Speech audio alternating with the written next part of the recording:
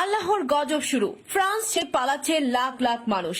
দেখুন কি ঘটতে যাচ্ছে ফ্রান্সে ভাইরাস সংক্রমণ প্রায় নিয়ন্ত্রণের বাইরে চলে যাচ্ছে। পরিস্থিতি মোকাবেলায় ফের দেশ জুড়ে দ্বিতীয় দফার লকডাউন ঘোষণা করেছে ফরাসি প্রেসিডেন্ট ইমানুয়েল ম্যাক্রো। গতকাল থেকে জারি হয়েছে ওই লকডাউন, চলবে 1 ডিসেম্বর পর্যন্ত। তার আগে প্যারিস ছেড়ে পালাচ্ছে মানুষজন, আর তাতেই রাস্তায় তৈরি হয় লম্বা জ্যাম। কোন কোন জায়গায় তার দৈর্ঘ্য গিয়ে দাঁড়িয়েছে 700 কিলোমিটার পর্যন্ত। প্যারিসের একাধিক জায়গায় ছিল উইকেন্ডের চেহারা। অনেকে বেরিয়ে পড়েছিলেন বাইরে বের হওয়ার অনুমতি জোগাড় করতে। পাশাপাশি মুদি ও অন্যান্য নিত্য প্রয়োজনীয় পণ্যের দোকানে ভিড় করেন সাধারণ মানুষজন। ফরাসি সরকার সাধারণ মানুষের উদ্দেশ্যে নির্দেশিকা জারি করেছে।